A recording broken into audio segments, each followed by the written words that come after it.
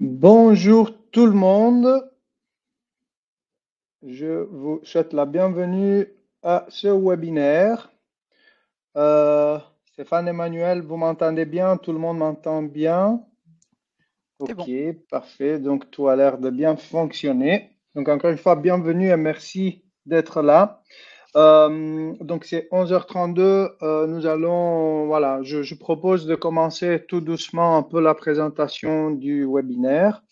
De sorte qu'on puisse déjà faire les introductions et présenter un peu le contexte. Et comme ça, on donnerait aussi le temps aux personnes qui sont un peu plus en retard de se connecter et en même temps de ne pas rater le vif du sujet d'aujourd'hui. N'hésitez pas si vous avez des questions. Je regarde déjà s'il y a dans le chat quelque chose. Si vous avez des questions, des problèmes de connexion, voilà, si vous m'entendez pas bien, etc. N'hésitez pas, je suis là à votre disposition. Donc, comme vous voyez, j'ai déjà partagé ma petite présentation. On va aujourd'hui parler de Amanote et donc de la prise de notes sur support de cours. Et donc, Emmanuel et Stéphane ont accepté de nous donner un petit partage d'expérience aujourd'hui. On va rester ensemble plus ou moins une trentaine de minutes. Et donc, l'idée, c'est d'avoir un peu, de voir un peu l'outil en général et d'avoir le partage de Emmanuel et Stéphane sur leur expérience qu'ils ont eue avec Amanote à l'aide HEC. Je propose donc de démarrer tout doucement, comme je disais. Donc, qu'est-ce qu'on va voir aujourd'hui? Comme je disais, je vais me présenter moi-même, bien sûr, je vais présenter les intervenants. On va voir un peu Amanote en général pour que vous puissiez avoir un contexte. Je passerai ensuite la parole à Stéphane et Emmanuel pour nous avons choisi une formule un peu interview donc pour structurer l'information et ensuite on terminera avec l'explication, la présentation de la phase start avec Amanote. Vous allez voir de quoi il s'agit, mais voilà, vous avez peut-être déjà compris qu'il s'agit d'un test, un pilote gratuit avec vos étudiants. Et j'espère qu'on aura quelques minutes de temps pour les questions-réponses finales, mais ne vous inquiétez pas si jamais ce n'est pas le cas. Je vous laisserai toutes mes coordonnées pour que vous puissiez me recontacter par la suite, éventuellement aussi avoir une petite discussion ensemble. Donc, avant de passer la parole à Emmanuel et Stéphane, comme je disais, je me présente. Donc, je suis Antonello Di Muro. J'ai le plaisir de faire partie de l'équipe de Amanote. Je m'occupe d'accompagner les structures partenaires qui décident donc d'adopter Amanote avec leurs étudiants. Euh, un peu partout en Europe, dans plein de pays, Italie, France, comme vous entendez mon petit accent, je suis italien. Et donc, je m'occupe de les accompagner dans la mise en place, soit technique que fonctionnelle, et donc tout au long du partenariat qu'il y a avec chaque structure. Donc, ça peut être des business schools, des universités, des hautes écoles, mais aussi des centres de formation ou des sociétés privées. Je laisse donc la parole à Emmanuel, je dirais d'abord pour se présenter, ensuite à Stéphane, et je reviendrai ensuite pour continuer l'introduction de l'outil et vous montrer rapidement comment ça marche. Eh ben, bonjour à tous, donc Emmanuelle Ouette, je suis directrice du laboratoire d'innovation pédagogique de l'EDEC. J'ai été précédemment enseignante et directrice de programme et donc aujourd'hui avec une équipe de 8 personnes dont moi, dont Stéphane qui va se présenter juste après, nous gérons effectivement tout ce qui est au niveau des outils pédagogiques mis à disposition des professeurs. Nous créons des contenus en ligne et nous accompagnons effectivement toute l'expérience étudiante au niveau académique. Stéphane, je t'en prie. Bonjour à tous, donc je suis Stéphane Defresne. Je suis en charge, moi, principalement de l'administration de la plateforme de la LMS et notamment aussi sur l'intégration de tous les outils que l'on peut mettre dessus, tels que Amanote, par exemple. Merci beaucoup à vous deux donc, de vous avoir présenté, mais aussi de votre temps. Donc, je sais que c'est une période très chargée un peu pour tout le monde, donc je vous remercie pour d'avoir accepté cette invitation.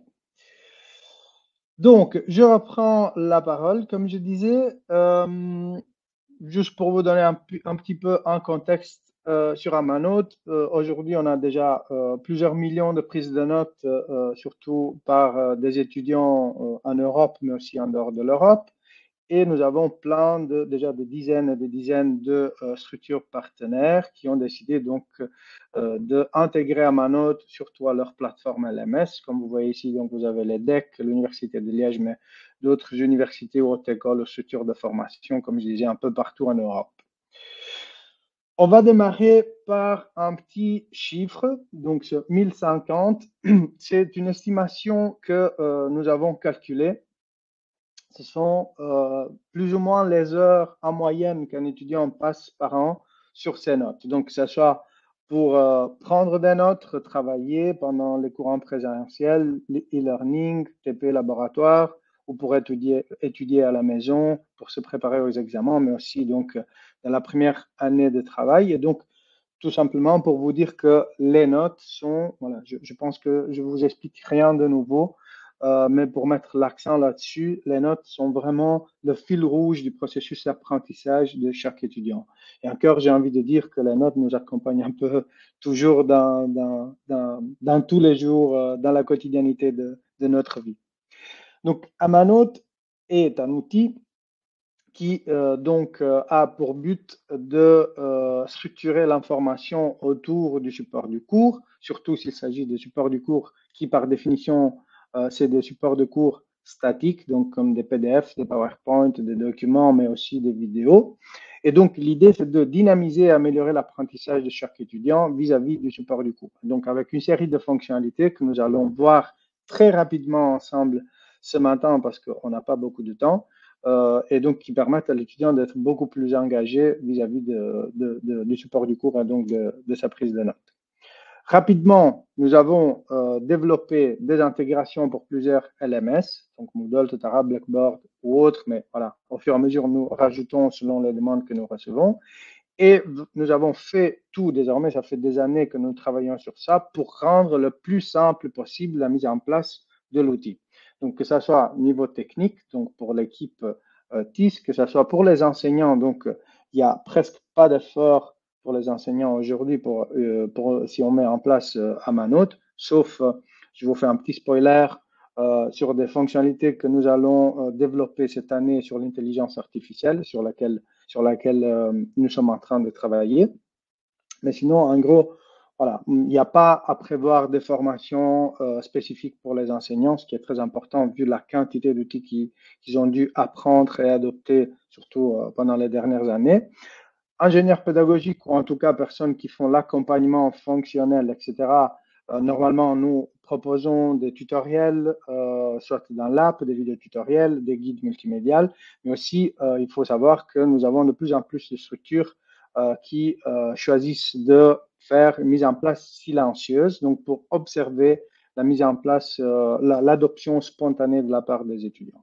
Et donc, bien sûr, pour les étudiants, avec un clic, ils peuvent commencer à prendre des notes, ils peuvent retrouver au même endroit, structurer et avoir clarté et engagement vis-à-vis du support du cours et donc du contenu.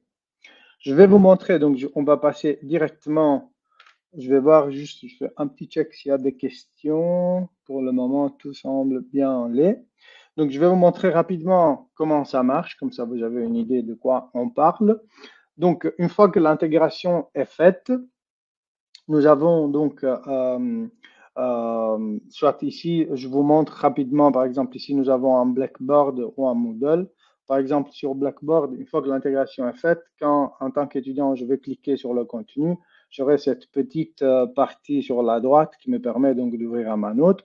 Ou alors, par exemple, sur Moodle, quand je clique sur la ressource en question, j'ai un petit pop-up qui s'affiche. Comme je disais, je ne vais pas entrer dans tous les détails des boutons, mais en gros, l'étudiant avec ce bouton vert pourra annoter le support du cours. Et donc, comme vous voyez, par magie, j'ai l'interface d'Amanote qui s'ouvre, qui charge automatiquement le support du cours, que je peux donc explorer pour aller voir le contenu, prendre des notes. Ici, je vais vous montrer des exemples que j'ai faits. Donc, je peux prendre des notes sur le côté et sur les pages du document ou les diapositives de la présentation. Et comme vous voyez, en fait, ces informations-là restent liées à la page en question.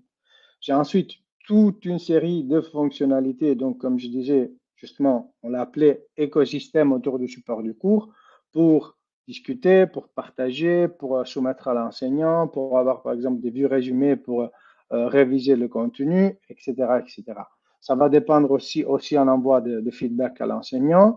Ça va dépendre des fonctionnalités qui sont activées et des plateformes sur lesquelles Amanote est installée. Donc, voilà, c'est juste pour vous donner un contexte encore une fois, pour que vous puissiez comprendre de quoi on parle. Et donc, tout ça permet à l'étudiant d'être le plus possible engagé sur un support de cours qui en soi est statique et donc de structurer au mieux l'information.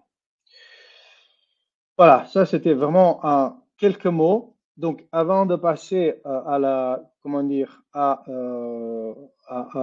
la diapositive finale que je voulais montrer, bien sûr, le but aujourd'hui, c'était d'avoir l'avis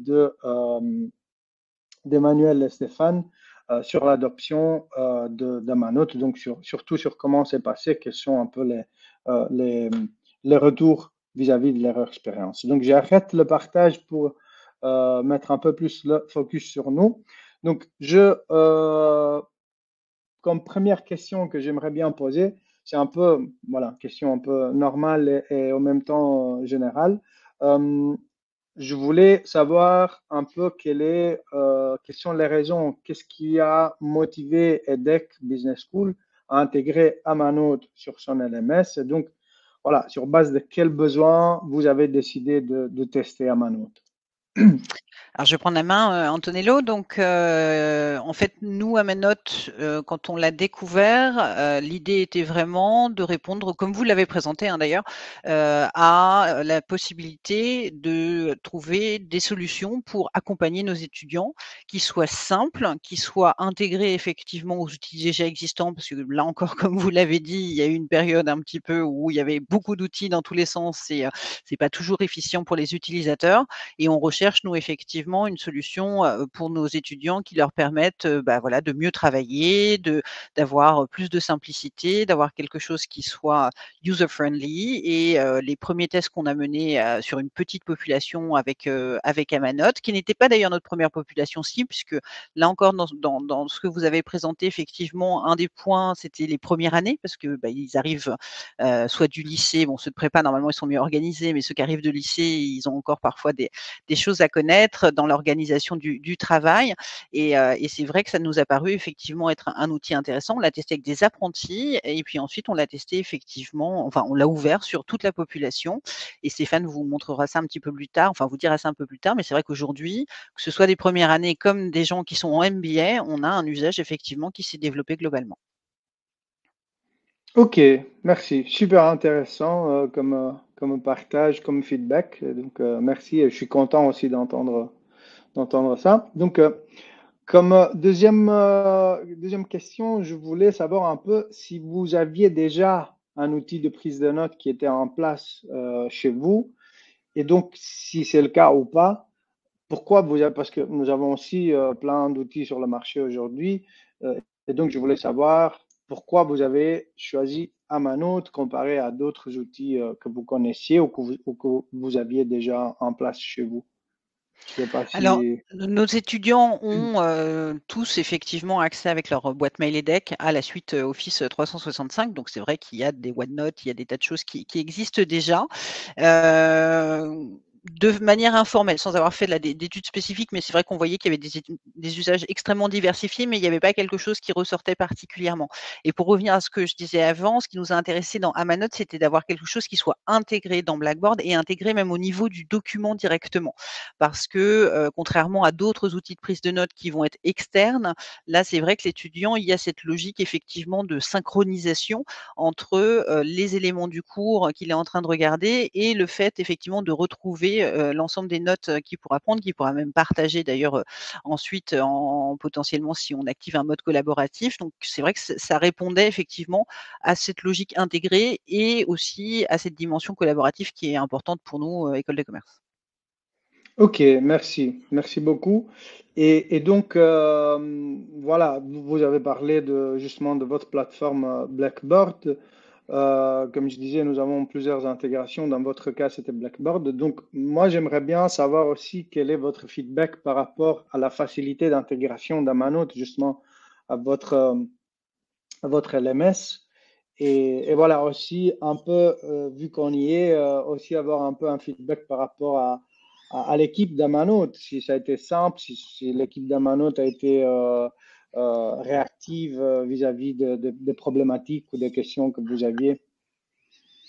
Alors, je vais prendre la parole. Au niveau de l'intégration, ça s'est fait très simplement et nous avons été très bien accompagnés. Nous avons, nous, par rapport à Blackboard, une double intégration. Il y a une intégration avec un building block, donc on l'upload. Vous nous en avez produit plusieurs en fonction de nos besoins, donc ça a été très réactif à chaque fois. Et au même titre, la LTI 1.3 pour les cours qu'on appelle ultra, pour que ce soit accessible pour les étudiants qui utilisent les cours ultra. Donc là, de ce côté-là, on n'a eu aucun problème, tout s'est très bien passé. Excellent. Et au niveau de l'équipe Amanot, extrêmement réactif, et notamment hier, nous avons eu un petit souci de paramétrage sur la LMS. Je vous ai contacté très rapidement. Vous m'avez trouvé la solution, et donc c'était impeccable. Ok, ben, c'est un plaisir d'entendre ça. Merci beaucoup, Stéphane. Et aussi une chose qui est très intéressante, toujours, comme je disais, voilà, nous on met beaucoup l'accent là-dessus. Donc, je voulais savoir aussi comment vous jugez l'effort, justement en termes d'accompagnement pour l'adoption d'Amano de la part de vos utilisateurs, donc de vos étudiants. Voilà, si vous avez dû faire beaucoup de formations, si vous avez reçu et donc dû traiter beaucoup de demandes d'aide ou de problèmes ou quoi que ce soit. Alors, de la part de nos étudiants, on n'a pas fait de formation en présentiel, nous n'avons pas eu besoin. La simplicité de l'outil fait que ça a été très vite adopté. Nous avons juste mis une note dans un cours qui regroupe les différents outils de l'EDEC sur Amanote, en utilisant notamment aussi votre lien, votre tutoriel Quick Start que vous nous avez communiqué. Et on a remarqué que les étudiants l'ont très vite adopté sans vraiment se poser de questions. On a très peu de retours de problèmes sur Amanote. Ok, Et je préciserais effectivement que c'est pas le cas sur tous les outils. Nous, on accompagne beaucoup nos professeurs et nos élèves. On a des tutoriels à peu près sur tout. On fait des ateliers pour beaucoup de choses. Et c'est vrai que c'est peut-être un des outils sur lequel on a eu cette très bonne surprise de voir que on l'a lancé et en fait, on nous a dit ça fonctionne. Non, non, c'est simple. Et Stéphane, sur d'autres formations, avait posé la question aux étudiants de leur dire tiens, il y a Manos qui a été mise en place. Est-ce que vous avez des questions particulières? Oh non, non, c'est bon, on a trouvé. Mm. Donc félicitations parce qu'effectivement, la prise en main, quand vous dites qu'elle est simple, elle est vraiment simple. ça me fait vraiment plaisir d'entendre ça parce qu'on met beaucoup d'efforts là-dessus et donc avoir ce feedback, ça paye un peu tout le travail qu'on fait pour ce sujet-là. Donc, merci. Et par rapport, pour ce qui concerne un peu, disons, les résultats auprès de vos étudiants depuis l'adoption d'Amanote, voilà, si vous avez déjà un retour et si vous avez ce retour-là ou une perception là-dessus, comment vous jugez en fait ces résultats, ce que vous avez pu observer ou en tout cas interpréter par rapport à la mise en place de l'outil? Alors, au niveau de Amanote, déjà, il est intégré dans tous nos cours. Donc, je crois que c'est 1600 cours par an. Donc, par défaut, c'est présent. Donc, dès qu'il y a un document, Amanote est disponible pour les étudiants. Au niveau de votre question, je peux vous donner que les chiffres que vous nous avez communiqués au niveau des statistiques. Par exemple, au niveau depuis septembre, hein, donc on l'a ouvert un petit peu avant, mais j'ai pris septembre qui est plus représentatif. En moyenne par mois, c'est 4142 utilisateurs uniques. C'est qu'un lancement de Amanote, 90 000 lancements de Amanote, pardon. Ça représente 24 000 prises de notes par mois et c'est 17 700 documents à noter. Et hier, nous avons eu un petit souci, notamment avec les cours ultra, et à peine Amanote ne fonctionnait plus que déjà les MBA, les étudiants réagissaient pour dire ça ne marche plus. Donc c'est vraiment très utile chez eux et ils en ont besoin. Excellent. Ça aussi, ça donne un excellent retour, donc merci beaucoup. Et alors, je terminerai par, voilà, comment dire, une petite question de conclusion. Voilà, par rapport à d'autres types, comme vous avez dit aussi Emmanuel tout à l'heure, par rapport à d'autres types d'outils que vous avez, voilà, vous connaissez, vous avez aussi en place, est-ce que vous considérez qu'Amanout peut être un quick win dans le sens où en fait on met en relation le temps, l'effort par rapport aux bénéfices qu'on peut avoir de l'outil. Bah, je pense qu'effectivement, oui, je l'ai déjà dit, oui, c'est un queen puisque de notre côté, on va dire de côté équipe, l'installation a pas été fastidieuse, ça a fonctionné rapidement. Côté étudiant, on voit qu'effectivement la prise en main et l'usage se sont développés simplement et rapidement. Après, c'est des choses qui peuvent encore évoluer.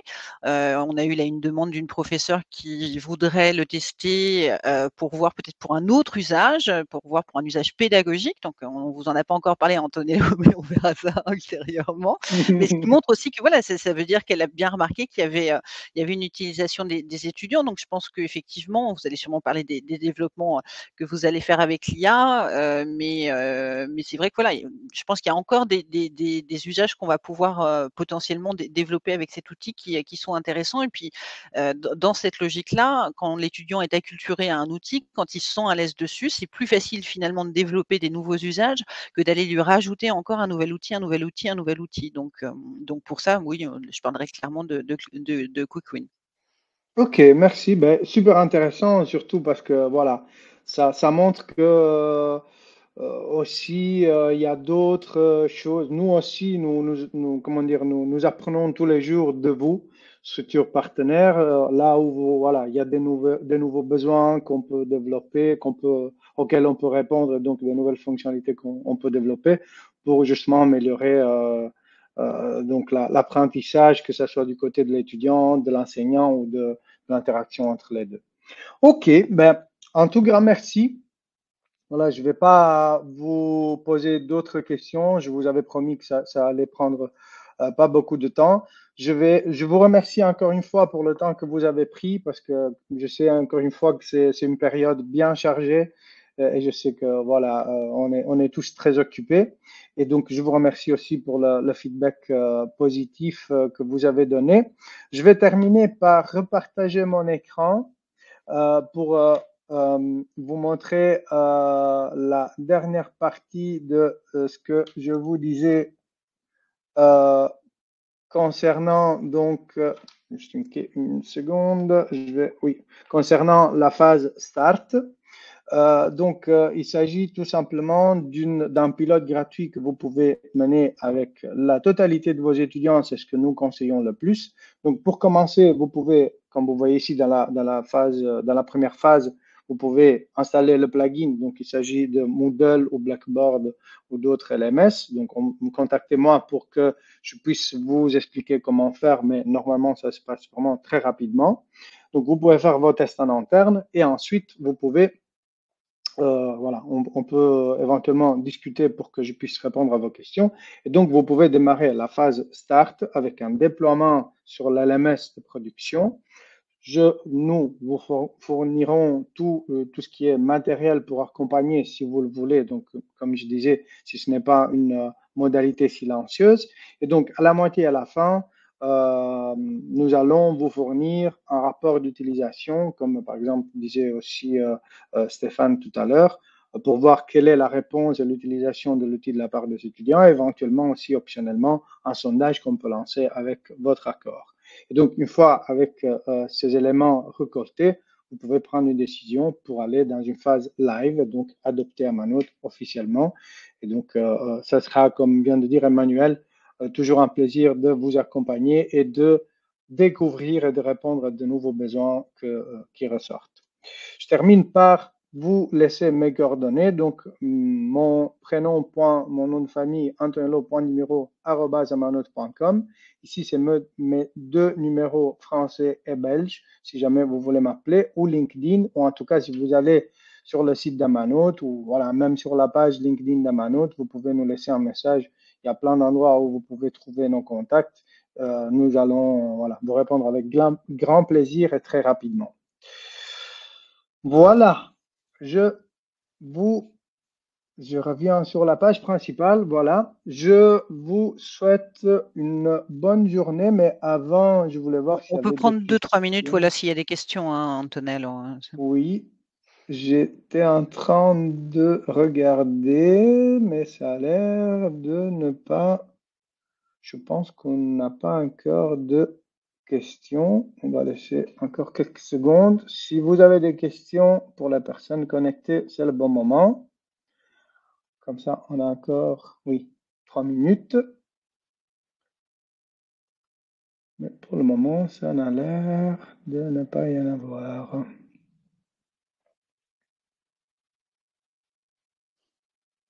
Attends encore quelques secondes.